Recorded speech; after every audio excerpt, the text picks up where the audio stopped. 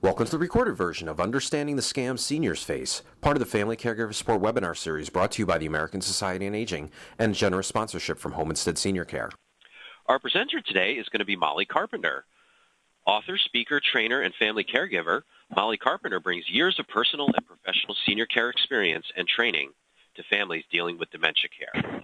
In her current role, Molly works with a team responsible for ensuring that the Home Instead Senior Care's network of 60,000 caregivers worldwide have the resources necessary to effectively provide quality care in the home and understand the importance of their work enhancing the lives of those they serve. Molly holds a Bachelor of Science degree in Family Science with a gerontology specialization from the University of Nebraska-Lincoln and a master's degree in education with a gerontology specialization from the University of Nebraska-Omaha. And with that, I'd like to turn the floor over to our presenter, Molly Carpenter. Welcome, Molly. Thanks, Steve. Welcome, everybody, to today's webinar. Thanks for joining us once again on this series. It's such a pleasure to be with all of you and to talk about these tough issues and these issues that are affecting all of the seniors that we serve. And, you know, today's topic, it's one of those hard ones. I mean, we're going to be talking about the vulnerability of seniors that we serve. And it's heart-wrenching when we talk about this today. But I keep going back to the good news is that we can help. That's the positive side of this message today.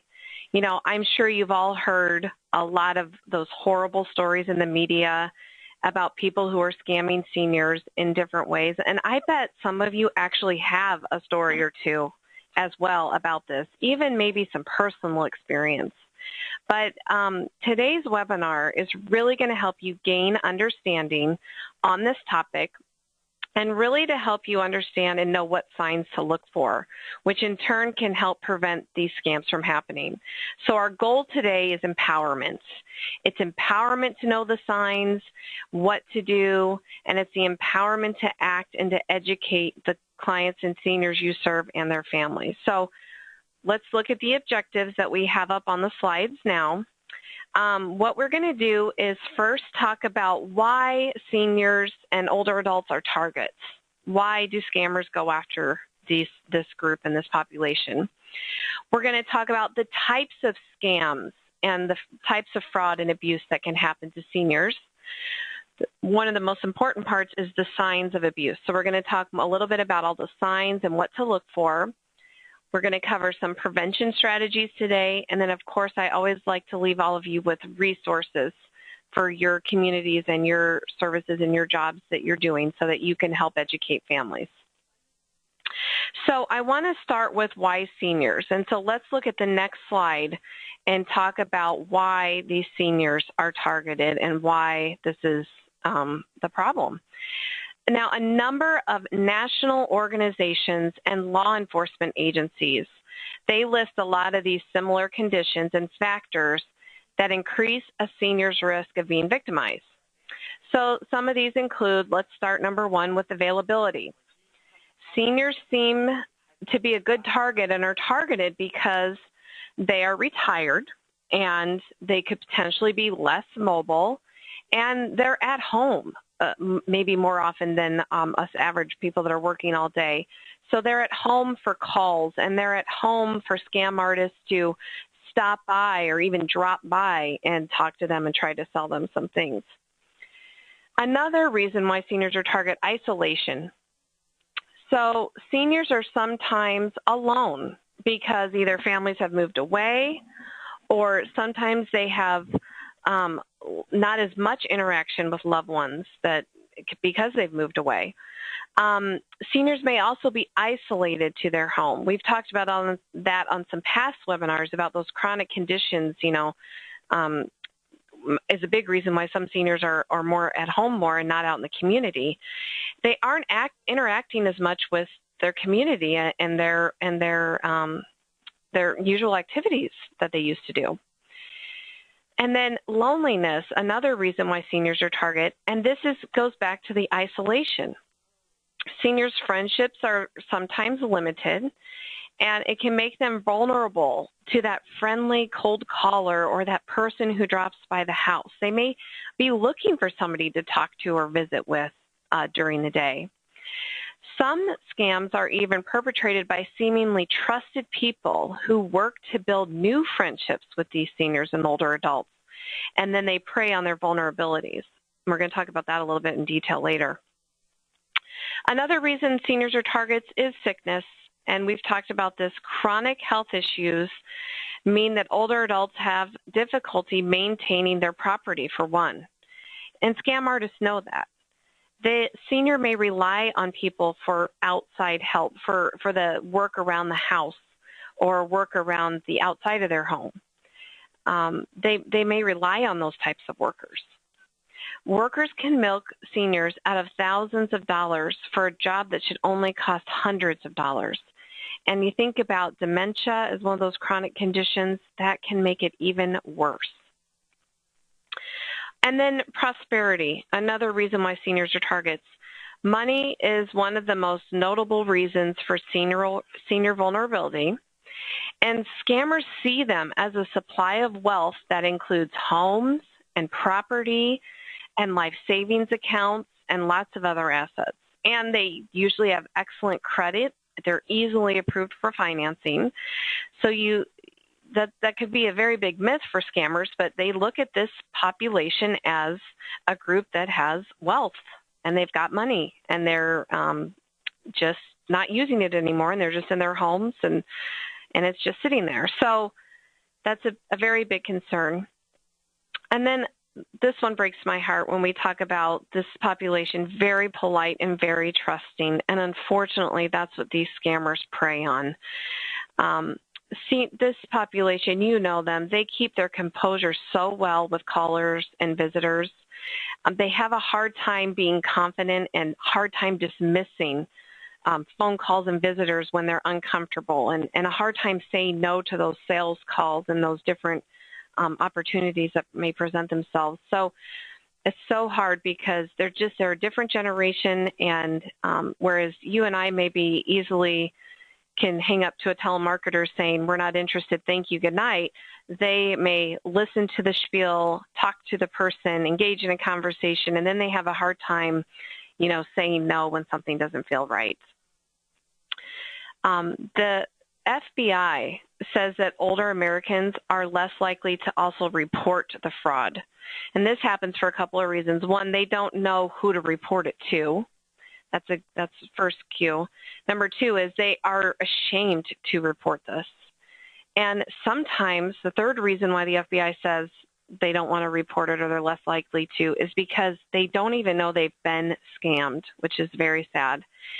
And another reason that they don't want to report these things is they're concerned about what relatives and friends will think. They don't want their family to think that they're losing mental capacity and that they can't manage their affairs anymore, because that just leads to a bunch of other conversations and a bunch of other issues. So they're less likely to report it if they are a target or if they have been scammed. Now, again, I know this is hard to hear, why seniors are the target. It was very hard for me to understand this as well, but it is important that we all understand why this may happen. So as we continue on the webinar, we're going to look at a METLIFE study. And on the next slide is a picture. It's just a picture of the PDF of the study. This is the study that we're going to talk a little bit about today throughout the webinar, and it's the METLIFE study on financial abuse. It's easily, you can Google it and search for it and download it. It's a PDF if you're interested in more detail. But this study talks about the 3 types of scam and abuse. And I think it's important to understand the distinction of the 3 types of scam and abuse. So let's start on the next slide of what those 3 types are. Crimes of occasion or opportunity, crimes of desperation, and crimes of predation. Now, accordingly, the crimes of occasion or opportunity, those are incidents of financial abuse that occur because the victim is in the way of what the perpetrator wants, which is usually money or assets. Crimes of desperation are typically those in which family members or friends become so desperate for money that they will do whatever it takes to get it. Now, many of these family members are dependent on the elder relative for housing and money. And then crimes of predation finally occur when trust is developed for a specific purpose of financial abuse. Now, I want to take a look in a little bit more detail on each of these. So on the next slide, let's look at crimes of occasion. Again, we talked about the definition being the older person has money or assets and an occasion presents itself for the person to steal from the senior. Now, in the METLIFE study, there's a story about a Manhattan businessman. He was charged with grand larceny, forgery, and other charges after he stole more than $330,000 from a 98-year-old semi-retired lawyer that I'm going to call Hal during this story, an example. The perpetrator had invited Hal to use his office space because Hal was 98 and still working.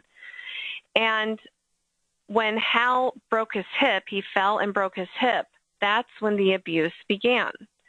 So the perpetrator, this businessman, had access to all of Hal's financial information, and his absence of him being in the hospital and then in rehab provided the perfect opportunity for this perpetrator to dig in and help himself to all of Hal's assets. Okay, let's look on the next slide about some additional examples of scams of occasion. There's a number of common scams that can fit into this category of occasion, identity theft being the first one. Now, this is when a senior gets a call or a letter or an email asking for account verification information, maybe Social Security numbers, something like that. And the scammers then use that information to open credit cards or apply for loans or take out lines of credit in order to purchase goods and services that are then billed to the senior. Now, this is a hot topic, identity theft, right now in the world. You hear stories about it all the time, and it can happen to all of us. And the difference is that the senior may not be savvy enough to understand this concern and understand that this isn't right, that they're giving out phone numbers and Social Security numbers. So identity theft is number one on the list of scams, these types of scams. Then there's this healthcare or this health insurance fraud that's happening. It's another example of a scam of occasion. Now, these schemes tend to focus on offers of free or unnecessary medical equipment and maybe some different tests that the senior or health insurance are later charged for, but were never delivered upon. So that's what some of those schemes that are out there now happening. Being offered and sold counterfeit prescription drugs. Now I understood that this was a concern, but I did some research on this one as well. And what happens is that a company or an organization offers a discount card, or they offer an opportunity to buy drugs at a cheaper rate than what their pharmacy charges. And it turns out it's usually a fake card and it's a fake company. And last year in California, 1,600 fake pharmacies were shut down for selling counterfeit drugs. So this is a real concern and a real problem out there today. All right, internet fraud is another type of these scams that are all about occasion. And this usually includes when you order something online and the items aren't delivered, and or you've ordered something and your credit card and your debit card are stolen or scammed. And it's just, it's all about the different websites that are out there and different free offers. You know, you've seen all those ads when you're logging in and looking at emails, or when you're just, doing an internet search or just looking around on the web. There's all kinds of offers. And it usually is a scam, or sometimes it's a scam, and it's when the senior orders it, or even maybe some of us have done this, where we've seen a great ad and ordered something, our card's charged, but we don't get the item. And then funeral and cemetery fraud.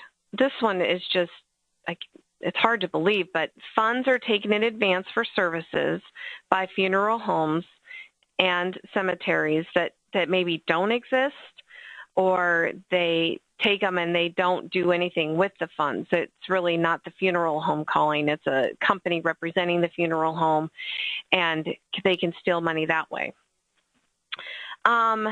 There's offers of fraudulent or anti-aging products. I know we've seen a lot of advertising for those.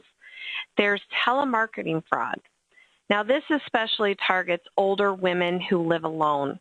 And in general, these telephone scams involve offers of free prizes, of sweepstakes, of low-cost vitamins and healthcare products, maybe even inexpensive vacations that require immediate response and some form of prepayment of shipping and or handling costs. Another example of a telemarketing scam is in the news recently. There have been stories out there about fake companies selling medical alert or those instant response systems to seniors. One company used the line that they are responding to a call from a loved one who wants them to be safe and wants them to have the product. The product costs anywhere from $800 to $1,700 for that around-the-clock service that this company was providing. And they send a stamped envelope to the senior and tell them to put a check in it and send it back.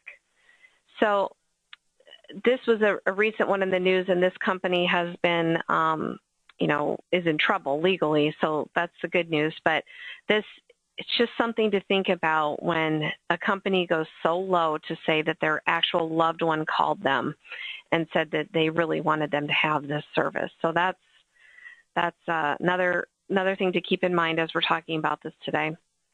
There's also some telemarketing frauds around donation requests for fake charities. And then financial exploitation. This is where we talk more about the investment schemes, such as advance fees and prime banknotes and those pyramid and Ponzi type schemes and the letter fraud schemes. And then some additional financial schemes to think about. Those are some of those areas like reverse mortgage scams, where seniors are offered free homes or investment opportunities or refinance assistance. Now, a lot of these scams, like we've said, they can happen to anyone, but the people who do these things, they're preying on seniors, and we talked about why in the previous slide. So let's take a look at the next type of fraud on the next slide, and these are crimes of desperation. Now, according to that MetLife study, crimes of desperation are typically those in which family members or friends become so desperate for money that they'll do whatever it takes to get it. Often these desperate family members are dependent on the elder parent for housing and money. Drug and alcohol dependency can also be a factor in these crimes. And I saw a story, an article about a man in Long Island who stole $100,000 from his 85-year-old mother to pay for his drug addiction. He stole money from her and jewelry for over 2 years, and he was caught because he was pulled over getting a DUI, and they did some investigation as he was in jail and figured all of this out. There's another example of a drug addict in Maine. She was cleaning a senior's home, and she cleaned it weekly, and she began stealing prescription drugs for her drug use, but she also stole the other prescriptions from the senior to sell. So the ones that she wasn't interested in taking, she started to sell. So again, these are examples of that crime of desperation. Now, in other cases, the crime of desperation could be somewhat about a sense of entitlement. An exploiting family member or friend comes to believe that they deserve the money or possessions because of the care they're providing for the older person, regardless of how little that care may be. And this can become a repeating pattern of theft. Now, I actually, unfortunately, have a personal story about this crime of desperation. A very dear family friend of ours, their mother had taken in 2 of her granddaughters when the father had some issues, and one of the granddaughters ended up living with the grandmother for years and years, at least almost 20 years, I would say. So it started out as Grandma was great. She could go to the store. She was in her 70s. She was having a very active life. And the granddaughter was living there rent-free, and it was just a roommate situation is what it was. Well, as Grandma aged and got worse, health-wise, there did become a little bit of care involved. And the care was revolved around getting groceries or helping carry the laundry basket up and down the stairs, those little things that, the granddaughter maybe should have been doing the whole time. So what happened was Grandma started to say things to her other family members, like, I need to wait till I get my next pension check so I can go and do this or do that or pay for this or pay for that, or then I can go get groceries. And the family started to wonder, she's never talked about that before, never had those concerns. So they, again, started to dig in and, of course, found out that the granddaughter started helping herself to the money because of this sense of entitlement. And her reasoning was, I live with Grandma and I'm taking care of her, and this money is mine. So it turned out to be a very, very sad story. There did end up being drugs and alcohol involved, but it turned out to be a very sad story where it pretty much tore the family apart, and the granddaughter did have to move out, and the last years of the grandmother's life she was very sad. She missed her granddaughter. She wanted to be connected with her, but knew that wasn't a good case. So it's heart-wrenching, and unfortunately, these seniors are targets for their own family. So just something to very much keep in mind as we talk through this today. All right, on the next slide, let's look at the third type of fraud and abuse.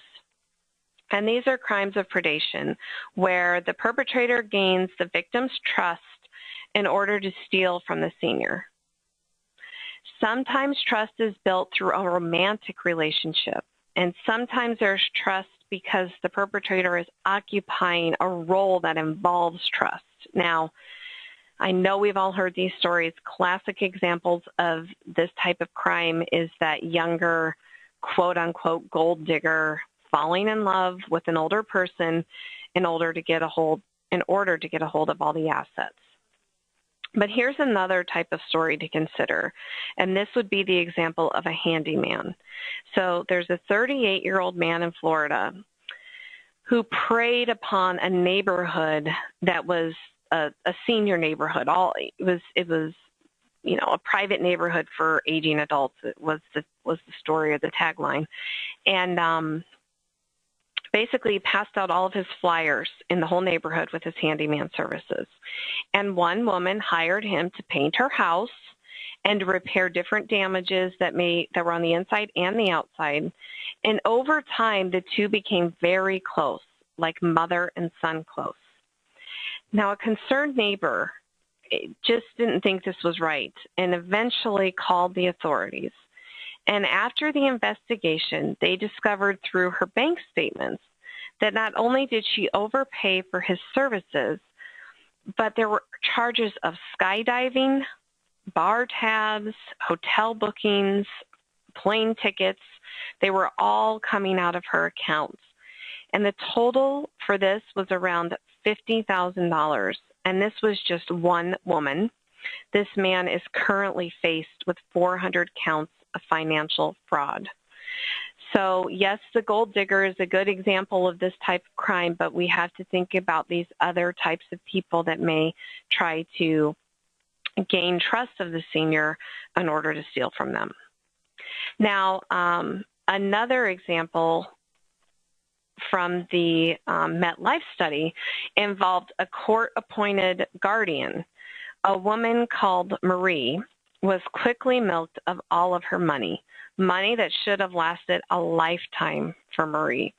Now, this guardian, who actually owned a guardianship company, hired themselves to provide Marie's personal care.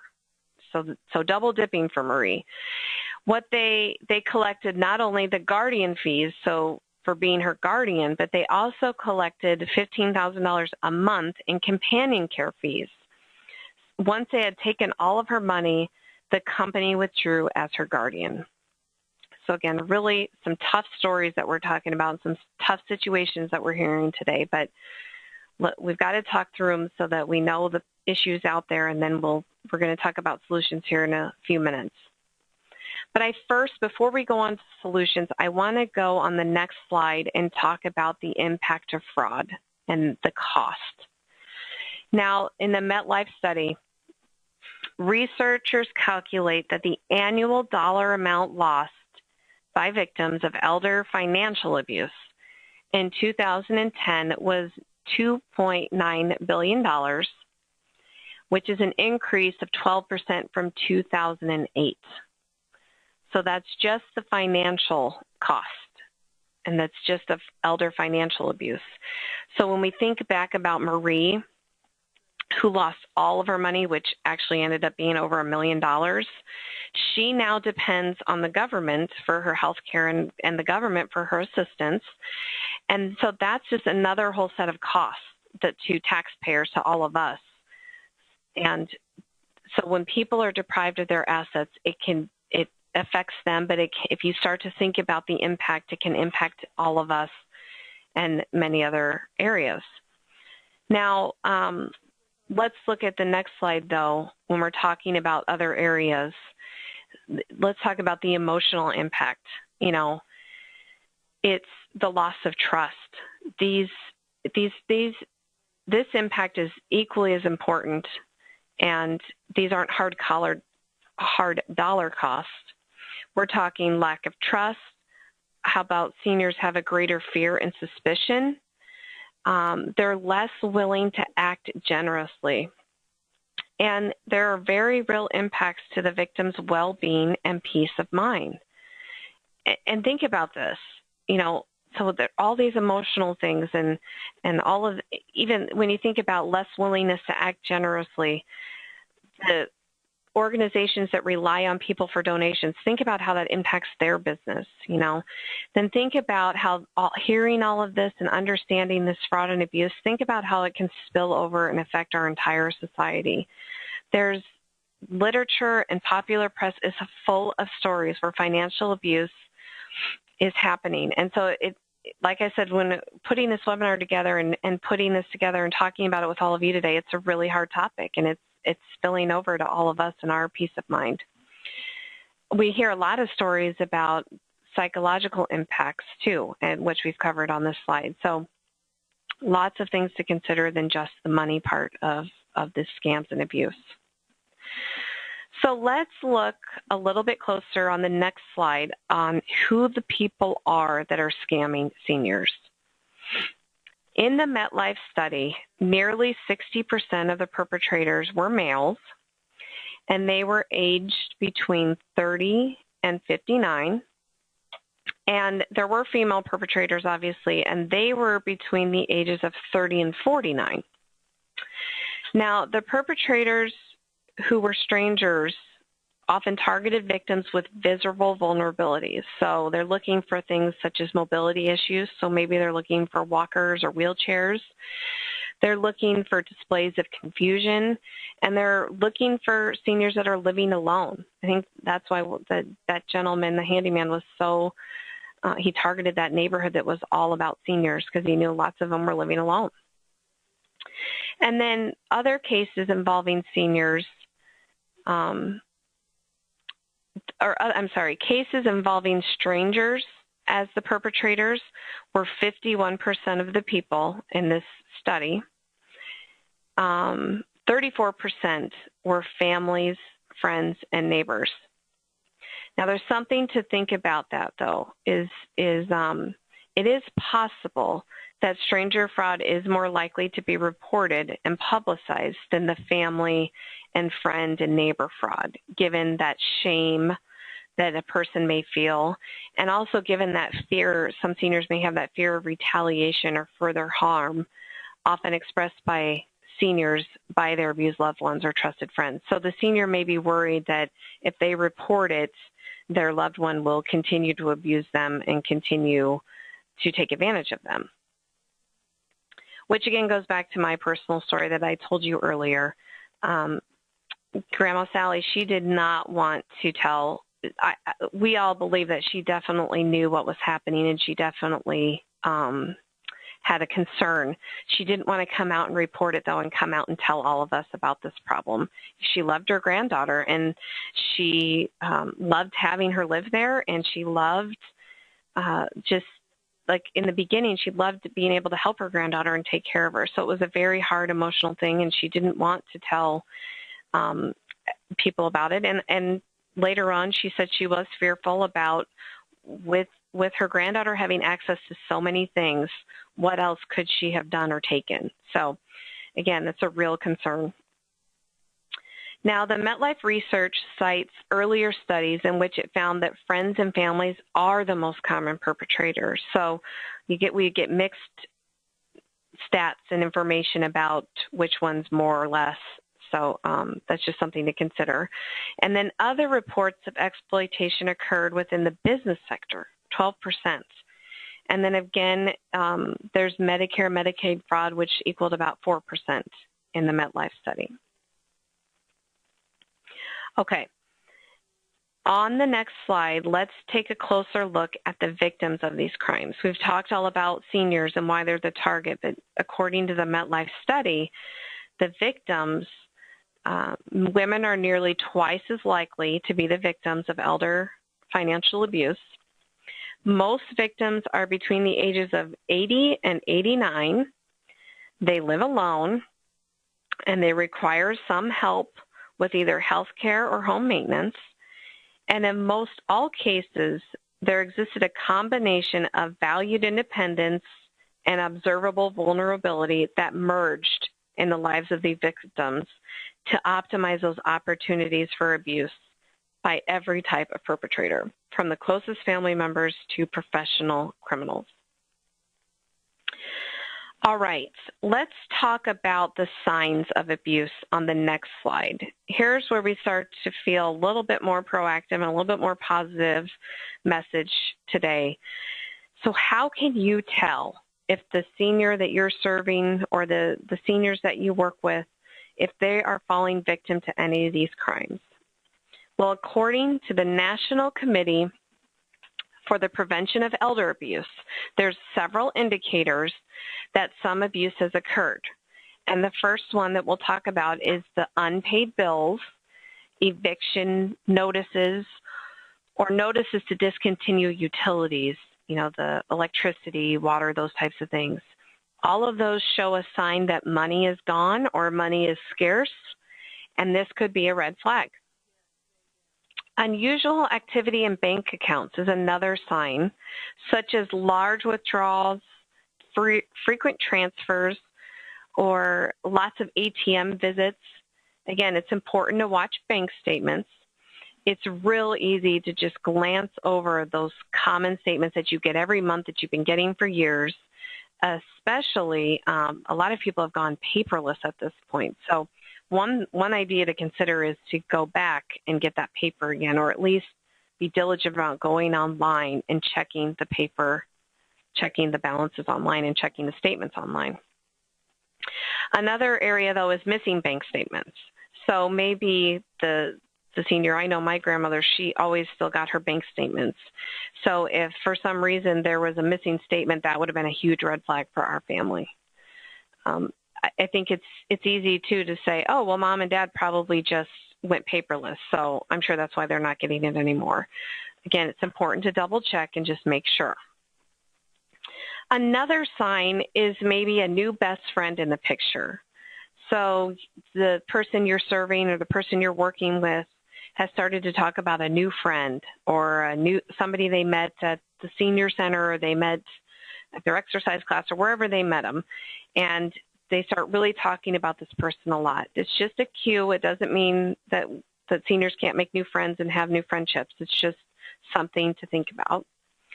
And then new legal documents or financial arrangements that maybe the senior is unaware that this has happened. So this is where it's important to watch that mail and look for those envelopes with new legal documents.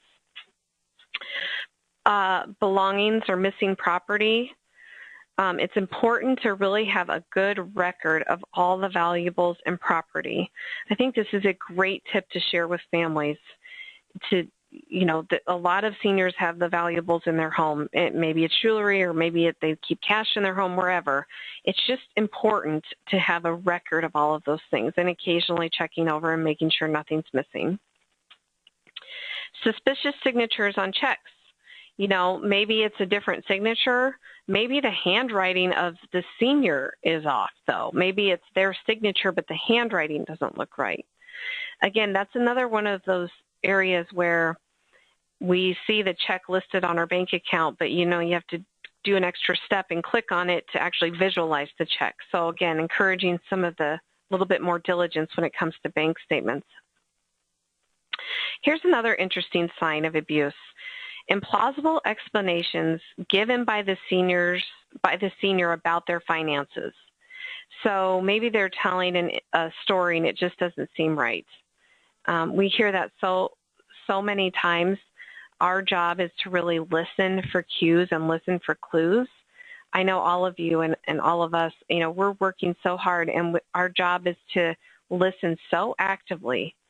And usually when you're listening, you can spot an unusual story or an unreasonable or an unusual explanation to something of why something has occurred.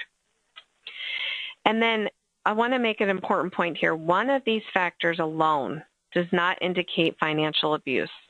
Rather, you should look for patterns or clusters of these indicators to determine if there's a problem. That's why I say if somebody has a new friend, we don't want to assume there's abuse happening. But if there's a new friend and there's some missing bank statements, that's where maybe the red flag goes up and we have to do a little bit of investigation. Okay, moving on to the next slide. Let's talk about some tips for avoiding fraud. Okay, now this is according to the National Council on Aging. There's really 8 steps. They condense it to 8 steps that can help seniors avoid being scammed. And so I love that I'll pass this on to all of you. And again, this is something to pass along to all the seniors you serve as well as their families. So first off, it's important to really help seniors understand that they need to be aware that there are risks of scams out there by strangers as well as family or people close to them. This is hard. This is all about a fine line between scaring somebody and warning somebody, or just making somebody be a little bit more aware. So it's a fine line. It's probably a crucial conversation to have, but it's a necessary conversation. Second step is to encourage seniors to avoid being isolated. So we talked about this in a few webinars ago about how important it is to stay active and how good it is for your health. Well, this is another reason why that's so important. Encourage seniors to stay involved with their families and friends, or with their religious organizations or their social activity groups. Third is suggest to seniors that when somebody calls, or a solicitor calls, that they ask them to put everything in writing before responding on the phone and saying yes. So then when or if the offer comes in the mail, they can evaluate it. They could ask family and friends about it. Maybe they'd ask all of you about it, the people that work with them every day. Maybe even they could call the Better Business Bureau and get some more information about the company or the offer that's being given.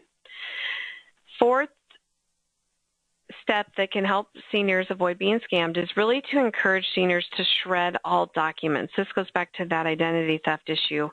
If there's documents that have credit card information on it, or Social Security, or financial account numbers, it's important to shred. Now, I know with my grandmother, she doesn't know what a shredder is and didn't have a shredder. She would just tear up things.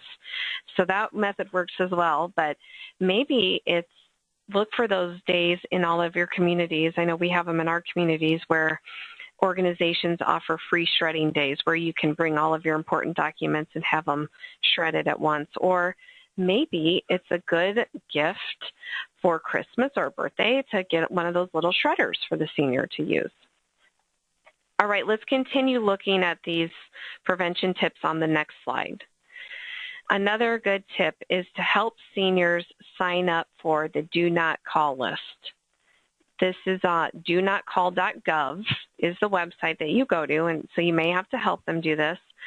And this goes good for 6 months. So this is a twice-a-year thing that you should help seniors do this. I like to schedule it around key events. So spring cleaning or New Year's Day, this is one of my tasks I do every year. It's kind of like changing the batteries in your smoke alarm. So just think of it like that. Sixth is really to encourage seniors to sign up for direct deposits for those benefit checks to prevent them from being stolen in the mailbox. The seventh tip is to remind seniors never to give out that credit card banking information, their Social Security number, any Medicare numbers, or other personal information over the phone unless they are the one who called and initiated the call. So if they call Medicare or they call the bank, that's okay because they're initiating the call. But when somebody calls and asks for that information, again, it's always good to verify it in a written offer or through the mail or get a phone number and have them call back. Or maybe at that point they could ask their family to help call back this company that wants that pertinent information. And then finally, this again goes back to the fine line of telling seniors to be skeptical of all those unsolicited offers and to take their time and be an informed consumer. It's just important if they take, if they get an offer that they didn't ask about, it's again important to just look at the offer and to maybe do some research on. Maybe they ask again their friends and family about the offer. Now here's a few other tips in addition to those to share with families. One is to notice what the senior's watching on TV. Notice some of the ads around those crucial television shows that they love to watch. Now, a lot of us aren't home during the day, and I don't know the last time you were at home and watched The Price is Right, for example, but if you watch that television show, the ads in between the show are all about different assisted devices and how Medicare is going to pay for you to get a scooter, and there's all these advertisements about reverse mortgages. Those are the messages that the seniors are hearing during the day, for example, if they're watching that show. So encourage families to maybe even DVR The Price is Right occasionally or Wheel of Fortune or whatever the show is they watch and really look at those ads and being a little bit proactive to the senior about those ads. Don't have to say, oh, I watched The Price is Right today and this is what the ad came up. Maybe it's a conversation as, Mom, I saw an ad about reverse mortgages. Now here's my concern about those. Just opening the door to the conversation, having families be proactive. The other thing, and I know a lot of you do this already, is really helping families and seniors to appoint trusted advisors or two. We all need help figuring things out, and we all need that trusted person in our life. So really encouraging families to appoint a trusted advisor or two to help with their finances and all of these issues. My last tip for prevention is really around having the talk, which I call the 40-70 rule. The 40-70 rule is a conversation guide to help those who are 40 have the conversation with their 70-year-old loved one. Now, the ages can be varied a little bit there, but the point is that we really need to encourage families to talk about these matters before they become a problem. We need to help families get their finances in order, figure out the power of attorney and those legal things, get the plans in order. These conversations may be difficult to have, and families kind of shy away from them occasionally, I'm sure, as you all know. I know I'm preaching to the choir right now, but when they're avoided, that's when problems can occur. Everyone needs to be on the same page and know the plans and know what's there and what can happen. Success in these situations come from being prepared.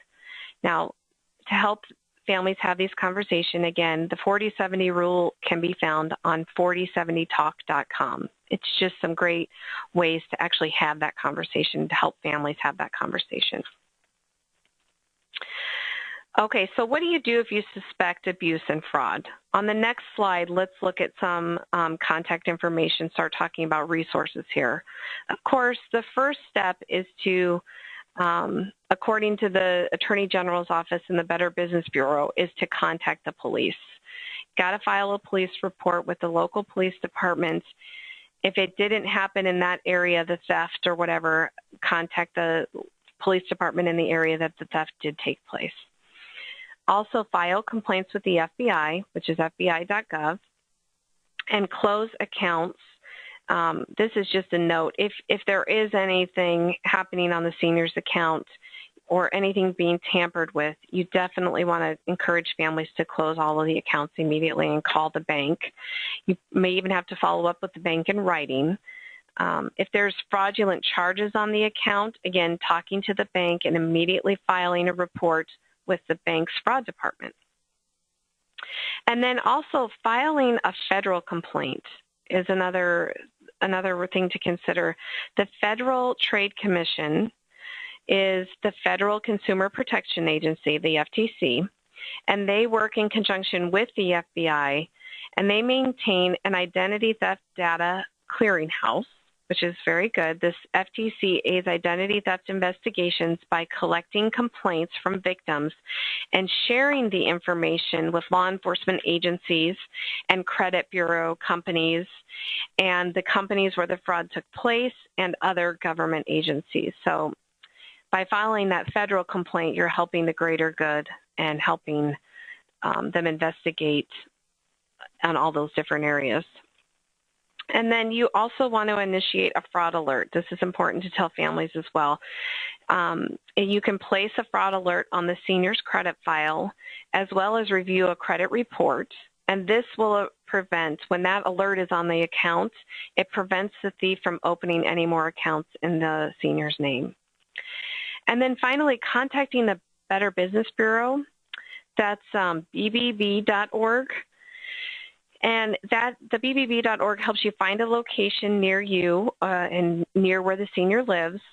And the Better Business Bureau, is not going to be able to help locate seniors' money or recover lost items, but it can definitely offer support and tips. And the Better Business Bureau, they often have senior lines, which can provide information specific to seniors and the most prevalent cons that are happening in that area. So again, important to contact the Better Business Bureau.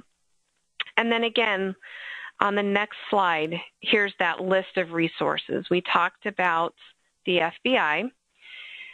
We talked about the National Committee of the Prevention of Elder Abuse.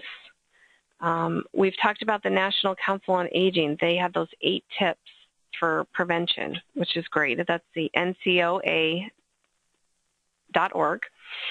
And then another resource is that Home Instead Senior Care has done.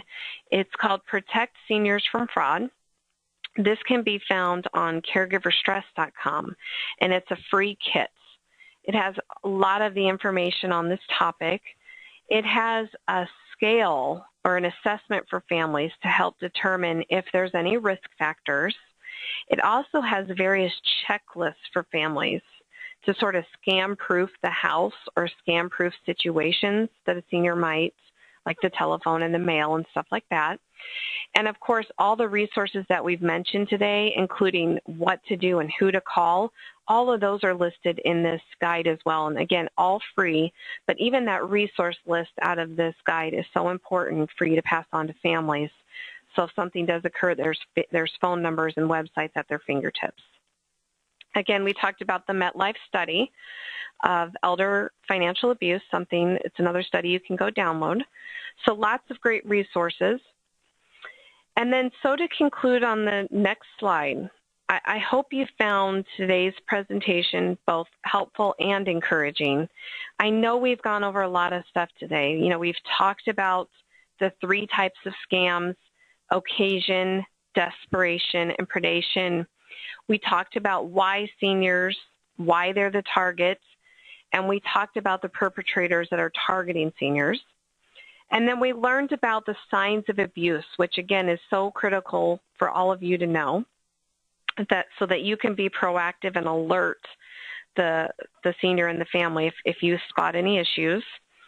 And then again, we talked about those prevention tips, which I hope you found helpful and helpful for you to use and for you to share with families as well. And then we talked about all these resources today. But I always want to leave you with ways to get additional information on topics. And so that's why we always end with resources so that you can pass on information to the families you serve. Now, because it's likely that many of the families you work with are facing some of the challenges that we've covered today, before we open the phone lines, I just want you to consider some of the questions on the slide. What are the strategies that you learned today that you can share with the people you serve? What are the tips that you can use that you learned today that you can share with families? And then again, as a professional, what are some of the things that you're going to look out for as you head and do your job every day of serving this wonderful population? Okay, so I'm going to turn this back over to Steve and open the phone lines up for any questions. All right, fantastic presentation, Molly. A lot of good information, as always. We also want to welcome Erin Albers from Home Instead Senior Care to the phone for the Q&A portion. Welcome, Erin. Hello, everyone. All right, and as you can see by the slide up on the screen, it is time for the Q&A portion of the web seminar. So text in those questions to us, and we will pose them to Molly and Erin. First question here, are older adults living on low incomes at particular or different risk from more middle-income seniors? You know, that's a great question, and I don't know the answer to that question. That was not in the research that I read, but that is a very interesting question, and I'm actually intrigued. I would like to go do some more research on this after we hang up the phone. So that's a great, I wonder, that is a really great question. Again, I don't have the stats on that offhand. I apologize. Okay, can you mention again the name of the kit that you were talking about a little bit earlier from caregiverstress.com? Yes, it's called Protect Seniors from Fraud. And if you go to Protect Seniors from Fraud. Okay, and where can folks find some more information on that? Caregiverstress.com. When you get to that website, if you type in fraud or you type in Protect Seniors from Fraud, the kit will be in the search list. It'll be probably will be the top thing if you use those exact words. But I believe I just typed in fraud and it popped right up. And you can see that it'll be a PDF document and that you can download and save and email to people or print out or however you would like to use it. Okay, as we always like to pass on some good information and tips that our attendees pass on to us, and yes. Here's one of those. SMP, which is Senior Medicare Patrol, SMP, is also an excellent resource and a place to turn for current scams in your local area, as well as for info and places to report Medicare fraud. Oh, that's excellent. That was a good tip. Another tip here from one of our attendees, one thing you might want to do is have your seniors sign up with their banks for alerts about unusual activities. That's a good tip for everyone, but especially for older adults in situations where they might possibly be scammed, as we've been talking about today. That is a wonderful tip to pass on to families. That's great. Thank you for sharing that. Okay, how about seniors that don't speak very much English or English is a second language to them? Are they often more at risk, and what should they do?